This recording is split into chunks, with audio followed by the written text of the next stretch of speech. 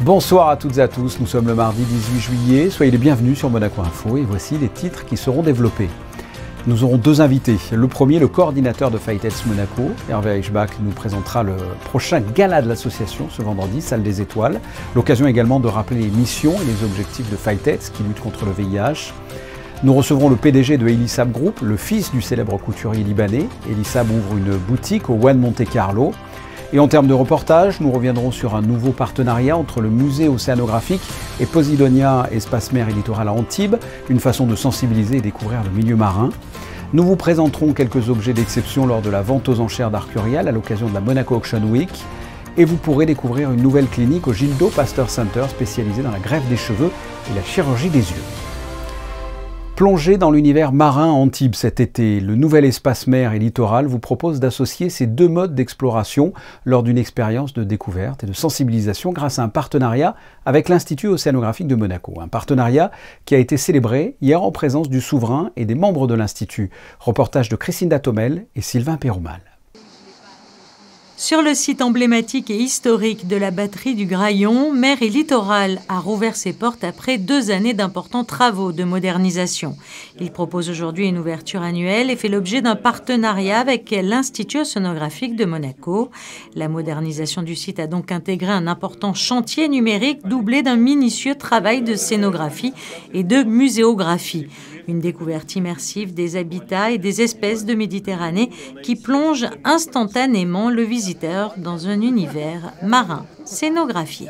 La mission de l'Institut océanographique, c'est vraiment la même depuis 1906, depuis plus de 110 ans maintenant, c'est de faire connaître, faire aimer et protéger l'océan. Et c'était cette mission du temps du prince Albert Ier, c'était aussi cette mission du temps du commandant Cousteau, et aujourd'hui sous le pilotage et la direction de son Altesse Sérénissime, le prince Albert II, c'est toujours notre mission. Alors cette mission, nous la déclinons par des actions scientifiques, par des actions diplomatiques, par des actions d'exploration ou de médiation.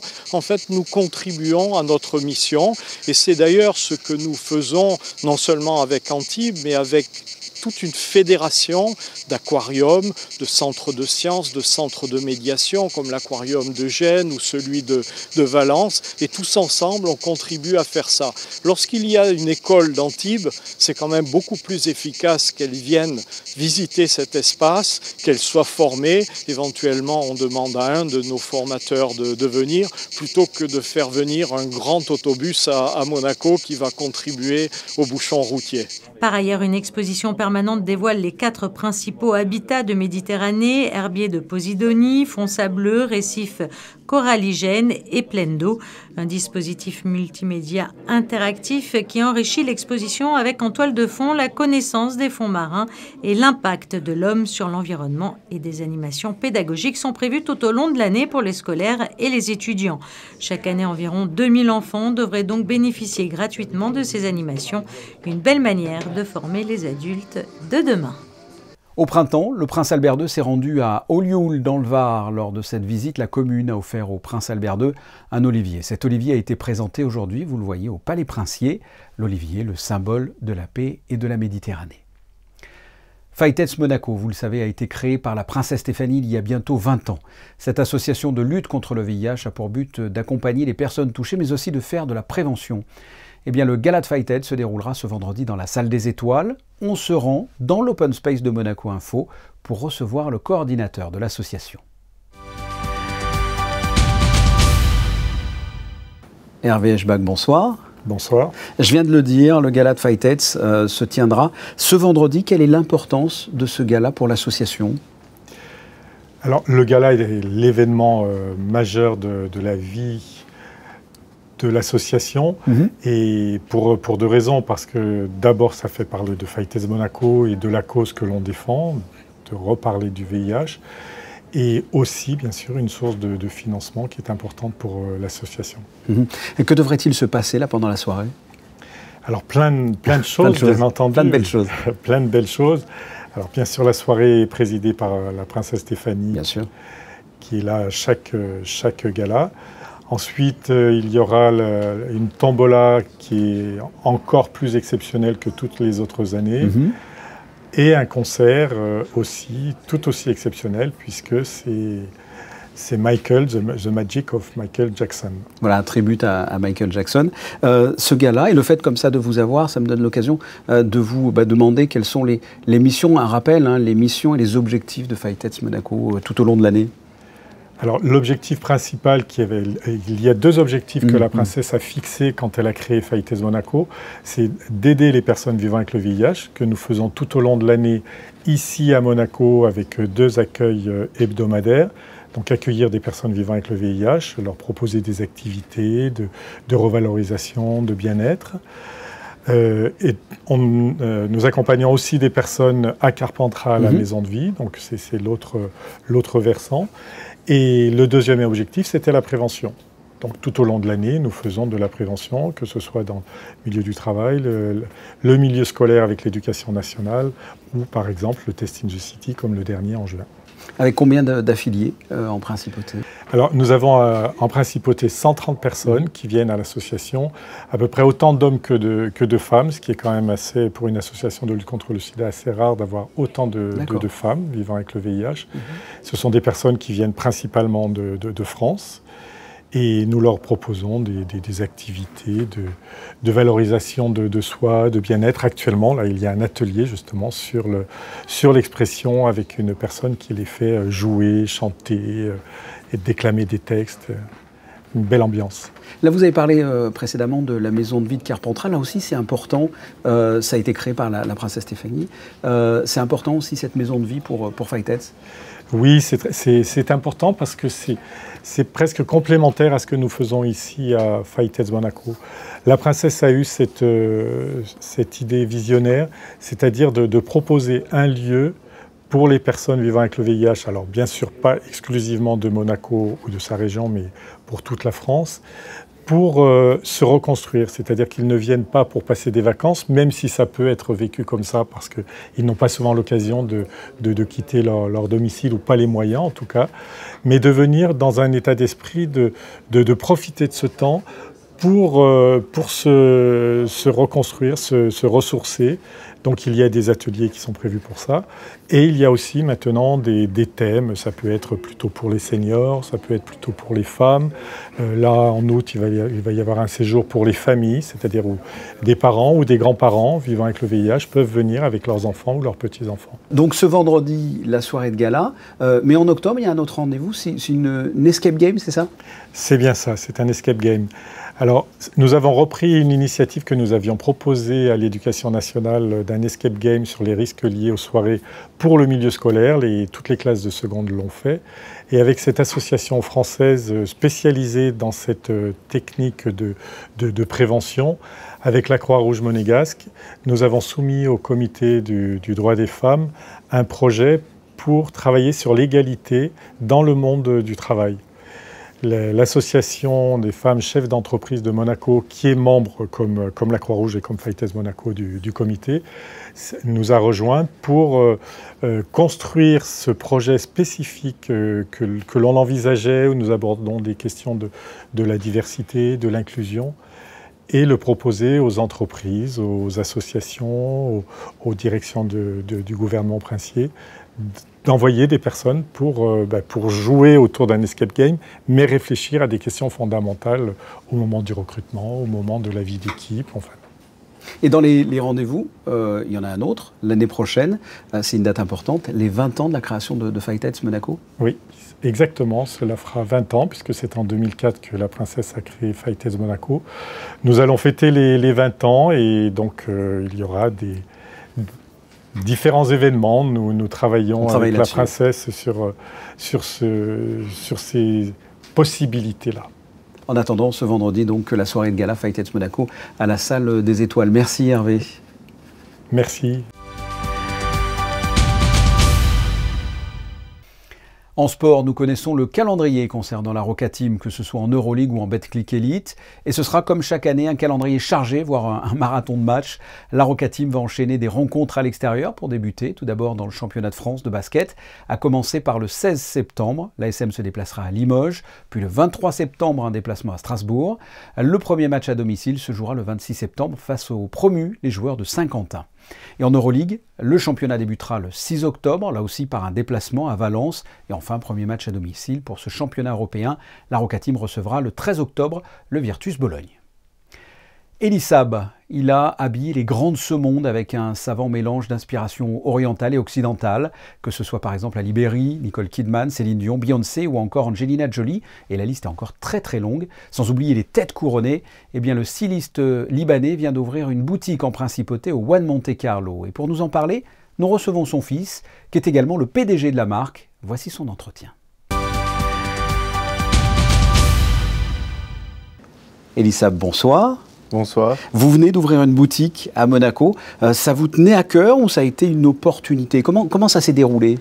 Quand on a préparé notre plan de développement, évidemment, Monaco était on top of the list des endroits où on voulait être présent, pour différentes raisons. La première, c'est le développement de Monaco. La vision que le prince a eue de développer Monaco et toutes les initiatives qui ont été mises en place pour faire de Monaco ce que c'est aujourd'hui. Et on est en grande admiration du développement de la principauté. Et évidemment, je pense que pour n'importe quelle maison de luxe, c'est un rêve d'être présent à Monaco. Et si vous deviez définir la marque Elisab, qu'est-ce que vous diriez? Quelle est la marque de fabrique d'Elisab? Aujourd'hui, Elisab représente l'élégance incarnée et la sophistication. Et aujourd'hui, c'est pas juste, on a pu refléter ça, pas juste dans le prêt-à-porter, mais même dans toutes les autres lignes de développement qu'on a pu développer sur les 5 ans qu'ils ont passés. Ça veut dire aujourd'hui, la marque elle a commencé en haute couture. Et de la haute couture, elle s'est développée en prêt-à-porter, en apportant le savoir-faire de la haute couture dans son prêt-à-porter. Et aujourd'hui, ce prêt-à-porter qui s'est développé en un prêt-à-porter de jour, qui incarne toujours la même idée de sophistication qui vient de la haute couture. En même temps, on s'est développé aussi dans l'ameublement pour développer la marque as a luxury lifestyle brand. Et c'est ce qu'on a pu faire sur les quelques années à venir. Et évidemment, il y aura beaucoup de projets que vous allez découvrir dans les prochaines années. Et qu'est-ce que l'on va découvrir là dans la boutique? Du prêt-à-porter, de la haute couture, de l'ameublement. Qu'est-ce qu'on va découvrir? On est très chanceux d'avoir trouvé une boutique qui facilite l'expression de la maison et tout ce que la maison pourrait offrir.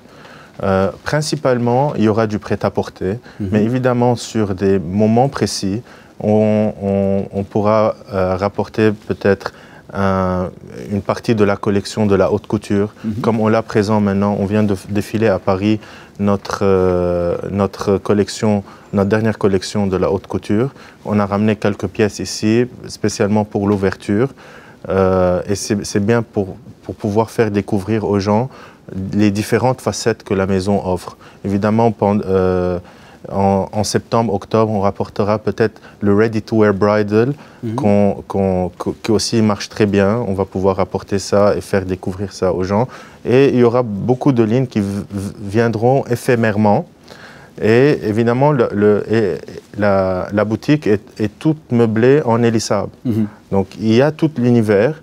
On ne peut pas dire qu'il y a une partie dédiée pour chaque univers, mais la boutique nous permet de créer des moments éphémères pour chaque univers qu'on présente. Mais principalement, on a le prêt-à-porter qui est présenté là-bas.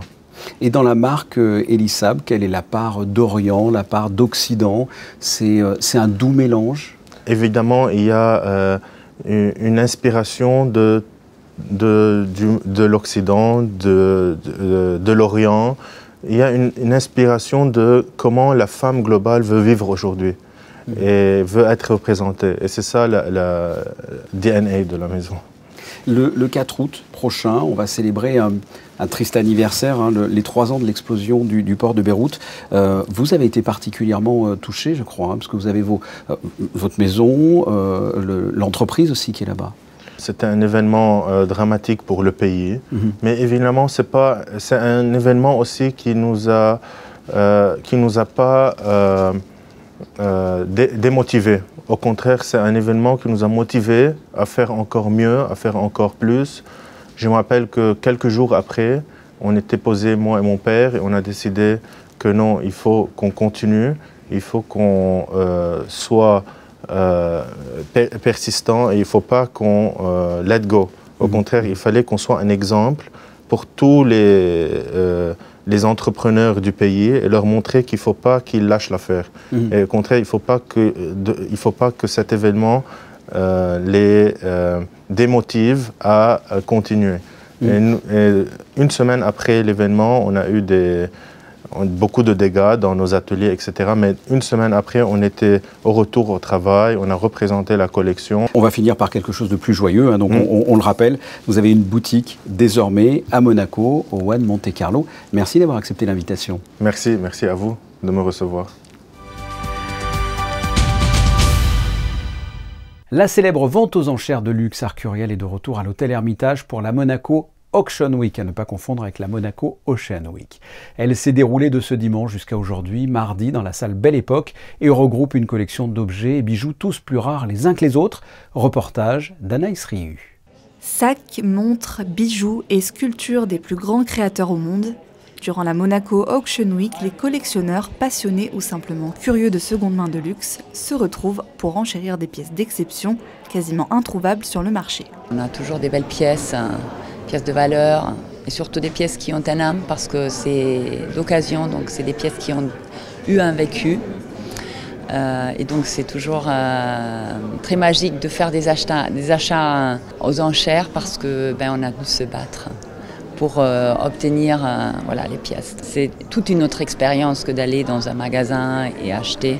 C'est vraiment la découverte et la lutte, on va dire. Une âme, une histoire, incarnée par le collectionneur ou bien par les personnalités qui ont pu porter les pièces, ce qui les rend uniques au monde. Sur cette vente, on a la chance d'avoir une collection particulière qui vient d'un amateur, qui l'a constituée pendant à peu près une vingtaine d'années. Et sur cette collection, on retrouve vraiment les plus belles signatures, c'est-à-dire Rolex, Patek Philippe, Audemars Piguet et surtout des modèles iconiques. Forcément le Daytona, des Royal Oak et forcément la Nautilus chez Patek Philippe. Cette pièce, c'est vraiment une pièce incroyable dans le sens, c'est vraiment des montres qu'on n'a pas la chance de voir tous les jours en vente aux enchères. C'est déjà une référence qui est rare, en plus elle est dans un état de conservation incroyable et en plus il y a une provenance absolument fabuleuse derrière. Une rareté et qualité faisant grimper les estimations des experts à plusieurs centaines de milliers d'euros pour les pièces les plus prisées, comme un sac Hermès Kelly en crocodile du Nil, estimé à plus de 100 000 euros. Une nouvelle clinique en principauté située au Gildo Pasteur Center, la clinique Monte Carlo, a été inaugurée la semaine dernière. Elle est spécialisée dans la greffe des cheveux et la chirurgie des yeux. Reportage de Christina Tomel et Julien Logier. Située au cœur du quartier de Fontvieille, au Gildo Pasteur Center plus précisément, la clinique Monte Carlo Eyes and Hair Surgery est le 4e établissement de santé en principauté. La clinique offre 2 spécialités qui jusqu'alors n'étaient pas proposées sur le territoire monégasque, la chirurgie de greffe de cheveux et la chirurgie 100% laser des yeux. Sur Monaco, on pouvait aujourd'hui faire toutes les interventions, que ce soit la cataracte, les problèmes de rétine, tout ça. Il manquait un domaine qui était la chirurgie réfractive. Donc on a créé la première clinique de chirurgie réfractive en principauté avec des techniques 100% laser qui nous permettent ici de pouvoir faire sous anesthésie locale pure la trans-PRK, c'est-à-dire le laser de surface, le LASIK, on va faire une découpe de la cornée et on va sculpter la cornée, et aussi la dernière technologie qu'on appelle le SMILE, qui est une technique en fait intrastromale. On va à l'intérieur de la cornée faire 2 découpes et retirer un petit lambeau de cornée qui va traiter en fait la métropie que le patient a, c'est-à-dire soit s'il est myope, soit s'il est hypermétrope, soit s'il a astigmate, ou même maintenant la presbytie. Et si la technique du laser vous permet aujourd'hui de ne plus porter de lentilles ou de lunettes, la technique pour la chirurgie de greffe de cheveux a connu ces dernières années une forte évolution. Aujourd'hui, elle a pris beaucoup d'avance grâce à des nouvelles techniques chirurgicales qui est représentée par le prélèvement d'unités folliculaires single. Donc, c'est des techniques qui sont beaucoup moins lourdes, qui ne laisse pas de cicatrices visibles, voilà, avec des techniques particulières sans douleur, avec un post-opératoire minime. Le patient, le lendemain matin, il ne présente même pas de croûte, il peut vraiment même reprendre ses activités. Donc ça, c'est vraiment les premières avancées de cette chirurgie. Bien sûr, comme toute chirurgie, surtout dans la chirurgie esthétique, il y a aussi le sens artistique, la manualité du chirurgien et le matériel. Un nouvel établissement de santé doté d'un plateau technique dernier cri, des blocs opératoires d'exception respectant les dernières normes européennes en matière d'aseptie et de sécurité, un équipement de pointe composé d'outils diagnostiques et thérapeutiques de dernière génération pour des soins optimaux. En cas de séjour prolongé, un service de restauration à la carte est même proposé par l'établissement et un partenariat a été passé avec des hôtels monégasques. Compétences, technologie, sécurité, services à la clinique Monte-Carlo, tout a été mis en place pour le confort des patients. En bref, dans le cadre du projet de construction du nouveau centre hospitalier Princesse Grasse, vous voyez la dépose du bracon. Je vais essayer d'être le moins technique possible. Le bracon est un imposant tube métallique, c'est un ouvrage provisoire qui permet de maintenir 2 murs à l'intérieur d'une fouille dans l'attente que les dalles et les niveaux soient réalisés. C'est toujours assez impressionnant de déposer comme ça un bracon avec une grue et c'est pour ça qu'on vous le montre.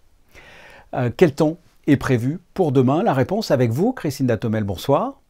Bonsoir Fabien, bonsoir à tous. Mercredi, quelques passages nuageux sont prévus. La journée sera parfois ensoleillée, parfois nuageuse. Durant toute l'après-midi, il soufflera une légère brise. Le thermomètre oscillera entre 23 et 29 degrés. Le soleil se lèvera à 6h03 et se couchera à 21h09. Demain, nous fêterons les Arsennes. Merci Christinda. Le 37e meeting Hercules se déroulera ce vendredi en fin d'après-midi au Stade Louis II. L'occasion de revenir 15 ans en arrière avec l'édition de 2008 où entre autres la perchiste Elena Isinbayeva avait battu le record du monde en sautant à 5,04 m. C'était à l'époque des photos de Charlie Gallo. On se retrouve pour une nouvelle édition mercredi à 19 h. Je vous souhaite de passer une excellente soirée. À très bientôt. Au revoir.